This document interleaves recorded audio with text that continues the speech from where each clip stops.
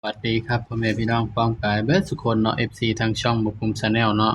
มื้อนี้บ่ภูมิก็สิมาตามแนวทางพี่น้องคือเก่าเนาะสำหรับลาวพัฒนาเนาะครับเนาะของงวดวันที่29เดือน9 68เนาะพี่น้องเนาะสำหรับตัวเด่นเนาะให้เด่น1กับ2เนาะครับเนาะบัดนี้ก็มาเบิ่งผลมันออกนำกันเนาะครับเนาะสำหรับลาวมื้อนี้เนาะพี่น้องเนาะสำหรับผลมันออกมื้อนี้พี่น้องข้างบนเด้อพี่น้องเด้อ774ข้างล่างออก27ขอถามหน่อยพี่น้องและ27มันหายไปไสนี่พี่น้องโอ้ยเนาะลืมจับ27พี่น้องโอ้ยเข้าแต่เด่นเด้อพี่น้องเด้อมื้อนี้ก็เข้าแต่เด่นเนาะพี่น้องเนาะเด่น1กับ2ก็เข้าที่2เนาะแต่ว่าบ่ภูมิจับคู่บ่เข้าพี่น้องก็เป็นตาเสียดายเนาะครับเนาะนี่เข้าแต่เด่นพี่น้อง27บัดว่านี่774เพิ่นว่าพี่น้องเอ้ย15 16 18 19 25 26 28 29ข้ามไป27พี่น้องเสียดายเนาะครับเนาะหลุดก็คือหลุดเนาะพี่น้องเนาะตัวเลขก็เป็นเพียงแนวทางเนาะครับเนาะมีเข้าแล้วก็มีหลุดเนาะพี่น้องเนาะเพราะฉะนั้นก็ไปกันต่อเลยครับของงวดวันที่หยังบัดนี้มื้อวันที่30เนาะ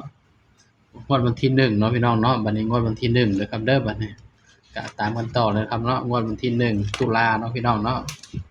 สำหรับงวดแรกของเดือนเนาะที่ปังบ่เนาะพี่น้องงวดแรกของเดือนตุลาเด้อพี่น้องเด้อบัดนี้สำหรับมื้อนี้ก็ต้องขอโทษขออภัยเนาะครับเนาะเข้าแต่เด่นแต่ว่าบ่ภูมิเจาะบ่เข้าข้าม27เนาะจับคู่บ่มี27พี่น้องตามกันต่อเลยครับงวดวันที่1ตุลาเนาะครับเนาะบัดนี้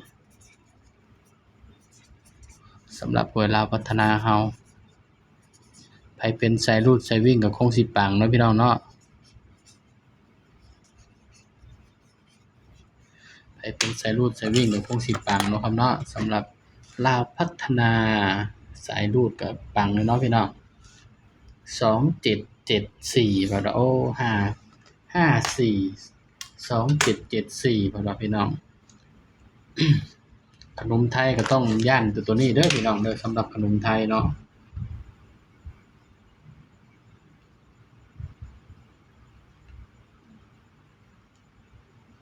ขนมไทยก็ย้าน8 81 80อยู่เด้อพี่น้องเด้อขนมไทยเนาะ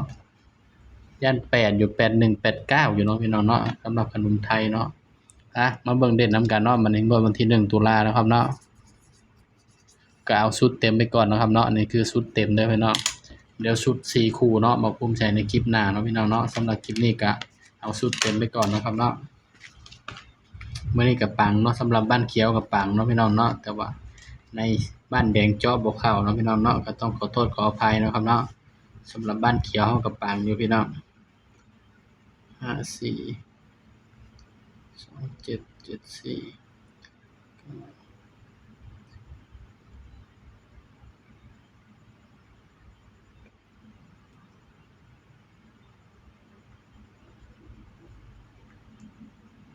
เดี๋ยวว่าติมันสิได้เด่นตัวเก่าพี่น้องมันคือได้เด่นตัวเก่าล่ะพี่น้อง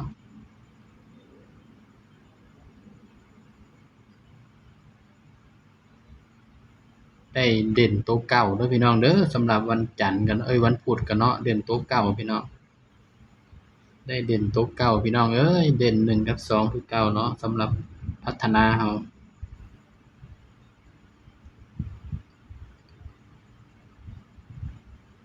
ได้เด่นตัวเก่าพี่น้องเด่นตัวเก่าเด้อพี่น้องเด้อได้เด่นตัวเก่าเนาะพี่น้องเนาะเพราะฉะนั้นก็เด่นตัวเก่าเด้อครับเด้อนี่สำหรับงวดวันที่1เนาะเด่น1กับ2คือเก่าพี่น้องเด่น1กับ2คือเก่าเนาะครับเนาะสำหรับงวดวันที่1ก็ได้เด่น1กับ2ก็มาจับคู่นำกันเลยพี่น้องบัดนี้สำหรับเด่น1กับ2เนาะครับเนาะมันก็มีสิทธิ์สิมาตัวเก่าก็เป็นไปได้เด้อพี่น้องเด้อเพราะมันเด่นตัวเก่าเนาะครับเนาะก็มาจับคู่นำบ่าวเลยพี่น้อง อืมเล่นโต๊ะเก่ามาเบิ่งสูตร3โต๊ะก่อนพี่น้อง549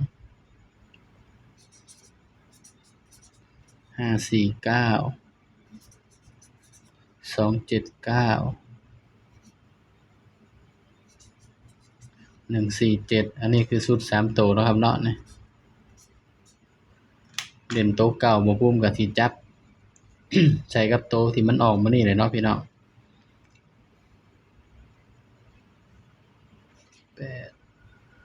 1 1 6 8 9